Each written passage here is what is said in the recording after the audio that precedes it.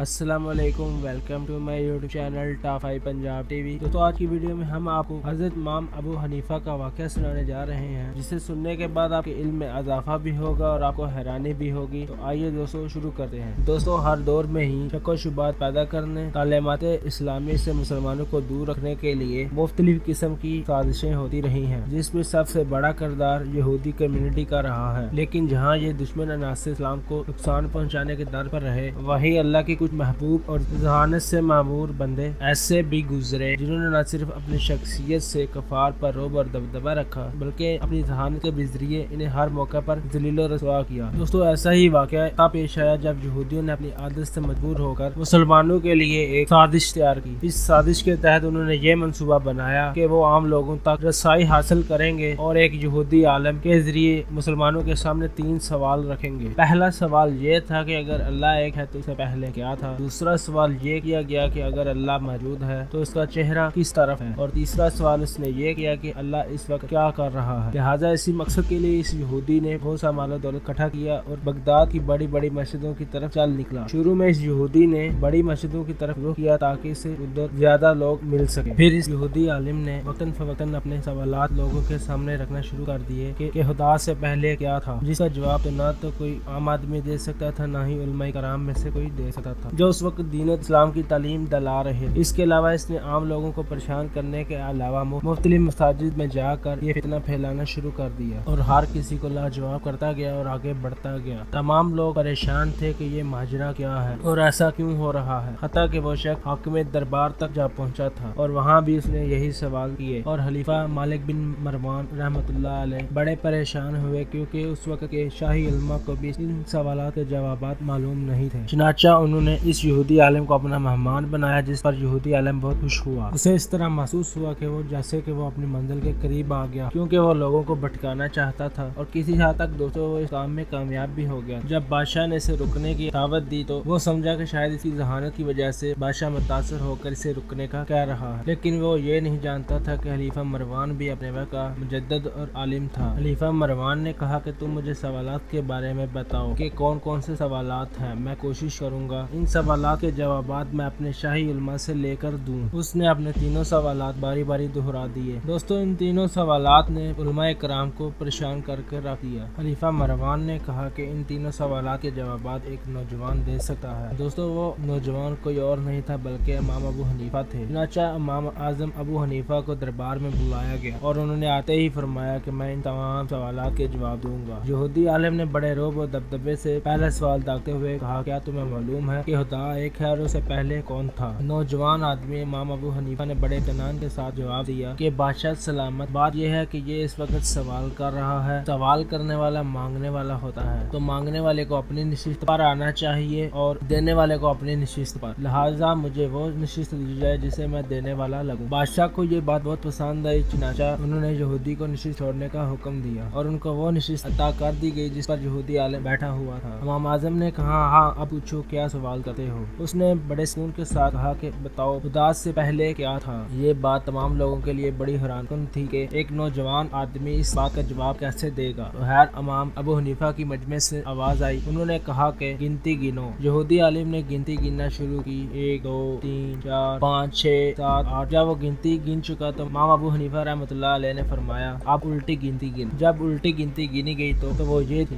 8 7 6 5 4 3 2 1۔ ایک پر آ کر وہ رک گیا تو امام ابو حنیفہ رحمۃ اللہ نے فرمایا، اب بتاؤ کہ ایک کے پیچھے کیا ہے؟ تو یہودی نے کہا، کچھ بھی نہیں۔ تو امام ابو حنیفہ نے کہا، پس جان لو اللہ ایک ہے، اس سے پہلے کوئی نہیں۔ جب دوسرے سوال کے لیے یہودی نے آواز اٹھائی تو اور دوسرا سوال پوچھا کہ اگر اللہ موجود ہے تو اس کا چہرہ کس طرف ہے؟ اس پر امام ابو حنیفہ رحمۃ اللہ نے فرمایا کہ ایک موم بتی لائی جائے۔ جب دیا یا موم بتی لائی گئی اور اسے جلایا گیا تو اس کی روشنی کے بارے میں امام ابو حنیفہ رحمۃ اللہ نے پوچھا کہ تم بتاؤ کہ اس کی روشنی کس طرف ہے؟ یہودی عالم پریشان ہوا کہ یہ نوجوان کیا کر رہا ہے۔ چنانچہ اس نے کہا کہ اس کی روشنی چاروں طرف ہے۔ اس پر امام ابو حنیفہ رحمۃ اللہ نے فرمایا کہ اللہ نور ہے اور وہ بھی چاروں طرف ہے۔ اب تیسرے سوال کی باری آئی، جب اس نے تیسرا سوال پوچھا کہ اللہ اس وقت کیا کر رہا ہے، تو امام ابو حنیفہ نے جواب دیا کہ اللہ اس وقت ایک نوجوان کے ہاتھوں ایک یہودی عالم کو ذلیل کروا رہا ہے۔ اور پھر دنیا امام ابو حنیفہ رحمۃ اللہ کے نام سے ایسے واقف ہوئی کہ اس یہودی کا نام لینے والا باقی نہ رہا۔ دوستو اگر ہماری ویڈیو کی وجہ سے آپ کے دل میں کچھ اضافہ ہوا تو ہمارے چینل کو سبسکرائب کریں، کمنٹ سیکشن میں اپنے